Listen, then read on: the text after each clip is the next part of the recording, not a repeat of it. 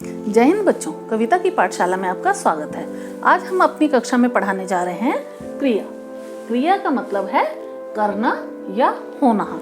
जो काम अपने आप हो रहा है या हम कर रहे हैं उसको क्रिया कहते हैं। इसके मैंने कुछ उदाहरण दिए हैं। उदाहरण है, पहला है वर्षा हो रही है, अध्यापिका पढ़ा रही हैं।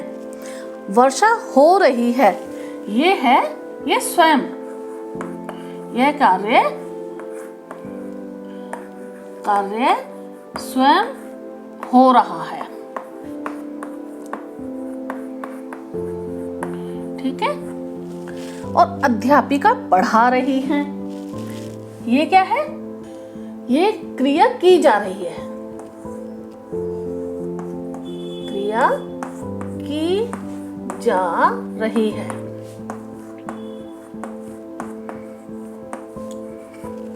ठीक है बच्चों,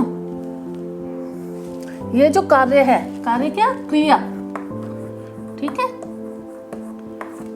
यह क्रिया स्वयं हो रही है, यह कार्य स्वयं हो रहा है और क्रिया है तो हो रही है। वर्षा हो रही है क्योंकि अपने आप हो रही है। अध्यापिका पढ़ा रही है क्योंकि अध्यापिका पढ़ा रही है तो यह कार्य हो रहा है। दीदी सफाई कर रही हैं, दीदी सफाई कर रही हैं तो यह क्रिया की जा रही है। सूरज चमक रहा है, सूरज अपने आप चमक रहा है तो यह क्रिया क्या है? यह स्वयं हो रही है, अपने आप हो रही है। पतंग उड़ रही है, यह क्रिया भी अपने आप हो रही है। ठीक है। अब हम इसमें साथ साथ लिखते जा रहे हैं। यह की जा रही है, ठीक है, और यह स्वयं हो रही है। पतंग उड़ रही है, यह भी स्वयं हो रही है। पिताजी सब्जी लाए, सब्जी लेकर आए हैं ना पिताजी, उन्होंने कार्य किया है, उन्होंने क्रिया की है, की जा रही है।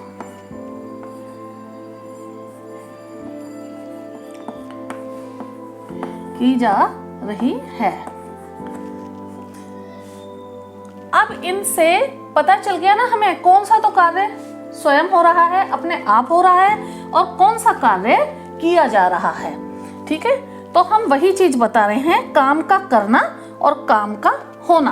अब इसमें से कौन कौन से काम हो रहे हैं बताओ, जो अपने आप हो रहे हैं, और कौन कौन से कर रहे हैं। तो पहले है काम का करना। तो करना क्या है? पढ़ा। क्या है बच्चों? पढ़ा। ये काम हो रहा मतलब किया जा रहा है। दूसरा क्या है? सफाई। दूसरा काम है सफाई की जा रही है। ठीक है। अब ये क्या है? सूरज चमक रहा है। चमक ये अपने आप हो रहा है, स्वयं हो रहा है। और वर्षा हो रही है, वर्षा अपने आप हो रही है। तो हम काम का होना, इसको होना में डालेंगे। वर्षा को भी होना में डालेंगे हम, और चमक को भी होना में डालेंगे हम, क्योंकि ये काम स्वयं हो रहे हैं, इसको कोई कर नहीं रहा है। पतंग उड़ रही है, ये भी स्वयं हो रही है। ठीक है। तो ये क्या है? होना में डालेंगे। उड़ रही है, उड़, ये भी होना में डालेंगे। और अब क्या है? पिताजी सब्जी लाए, तो ये क्या हो रहा है? ये क्रिया की जा रही है, तो ये क्या है? सब्जी। सब्जी क्या है? क्रिया है। ये कर्म हो रहा है, ये क्रिया की जा रही है। तो अब पता चल गया ना कि कौन सी क्रिया हो रही है और कौन सी क्रिया की जा रही है। स्वयं हो रही है और की जाने का दोनों का डिफरेंस। अब कुछ क्रियाएं ऐसी होती हैं जो कर्म के बिना होती हैं और जो कर्म के साथ होती हैं। तो मैं आपको बताती हूँ कर्म क्या है। ठीक है। कुछ क्रियाएं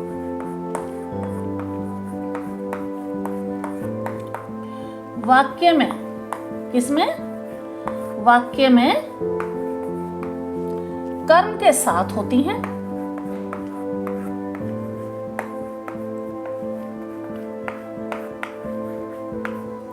और कुछ क्रियाएं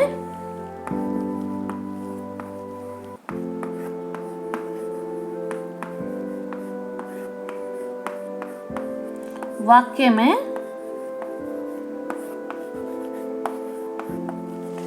कर्म के बिना होती हैं।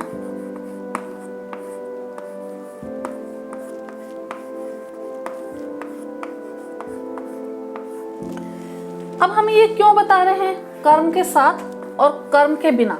कर्म क्या है, ठीक है? तो हमने ये इसलिए बताया है कि क्रिया के जो भेद होते हैं, क्रिया के भेद होते हैं दो, सकर्मक और अकर्मक, जिसमें कर्म और कर्म के बिना वाक्य बनाए जाते हैं। तो तभी हमें पता चलेगा कौन सा सकर्मक है और कौन सा अकर्मक। इसमें भी हम बता सकते हैं, ये जो एग्जाम्पल उदाहरण दिए हैं, कि कौन सा सकर्मक है और कौन सा अकर्मक। लेकिन इससे पहले हम आपको कोई दूसरे उदाहरण देकर समझाएंगे, फिर हम इसमें से आपसे पूछेंगे। अब कर्म के साथ कौन सी है? रुचि गाना गा रही है। अब देखो बच्चों, ये कर्म के साथ है। कैसे पता चलेगा कर्म के साथ है? रुचि क्या है? जो काम कर रही है, ठीक है? तो रुचि को हम कहेंगे कर्ता। क्या कहेंगे? कर्ता, ठीक है? गाना क्या है? वो एक काम कर रही है। क्या काम कर रही है? गाना गाने का। तो ये हो गया कर्म। कर्म मतलब काम। कर्म का मतलब है काम। ये करता है जो काम कर रहा है। ये गाना जो है ये कर्म हो रहा है, मतलब काम हो रहा है। और ये गा रही है, ये क्या है? क्रिया। क्या है बच्चों? क्रिया। अब ये क्रिया कैसी है? की जा रही है या स्वयं हो रही है?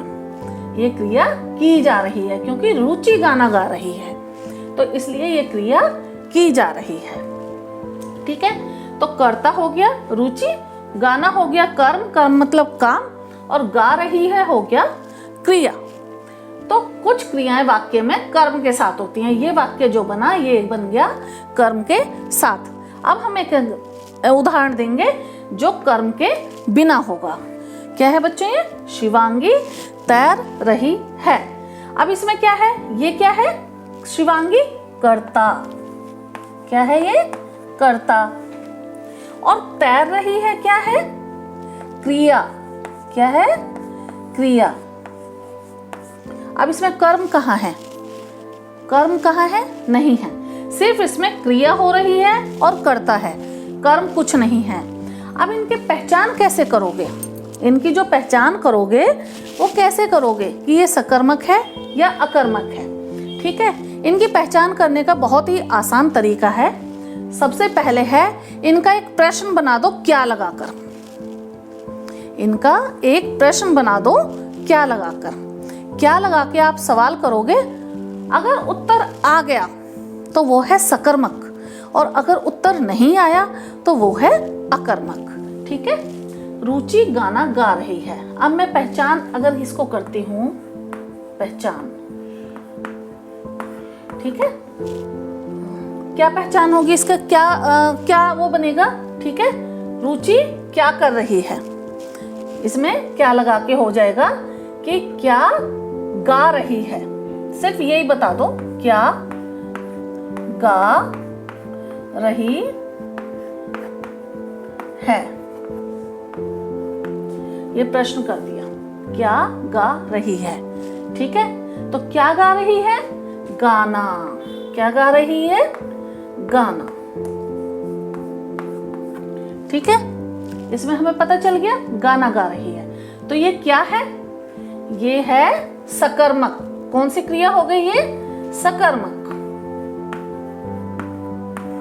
ठीक है, क्योंकि इसमें अगर उत्तर हमें मिल जाता है, क्या किसको प्रश्न करके अगर हमें उत्तर मिल जाता है तो वो है सकर्मक क्रिया, और अगर उत्तर नहीं मिलता तो वो है अकर्मक। अब देखिए यहाँ पर है कर्म के बिना, इसमें कोई कर्म नहीं लगा, कोई काम नहीं है। ठीक है, कर्ता और क्रिया है बस। शिवांगी तैर रही है। क्या तैर रही है? कुछ उत्तर जवाब मिला आपको? क्या तैर रही है? ये तो नहीं बोलेंगे कि कुछ भी तो हम लगा के नहीं बोल सकते, तो इसलिए इसका उत्तर हमें नहीं मिला, उत्तर नहीं मिला, उत्तर नहीं मिला। तो ये क्या हो गया? ये हो गया अकर्मक। क्या हो गया बच्चों? अकर्मक। तो जिसका जवाब मिल जाए हमें, जिसका उत्तर मिल जाए, क्या किसको कोई भी प्रश्न लगा के, वो है सकर्मक, और जिसका उत्तर हमें जवाब ना मिले वो है अकर्मक। जैसे एक एग्जांपल चलिए इसमें से ही लेकर दे देती हूँ। पतंग उड़ रही है। पहले तो ये बताइए, ये काम हो रहा है या फिर किया जा रहा है? क्या हो रहा है बताओ? ये स्वयं किया जा रहा है, स्वयं हो रहा है, या फिर इसमें क्रिया की जा रही है? ये स्वयं हो रहा है। ठीक है, इसी सेंटेंस को अगर मैं चेंज करके लिख देती हूं, ठीक है, रवि पतंग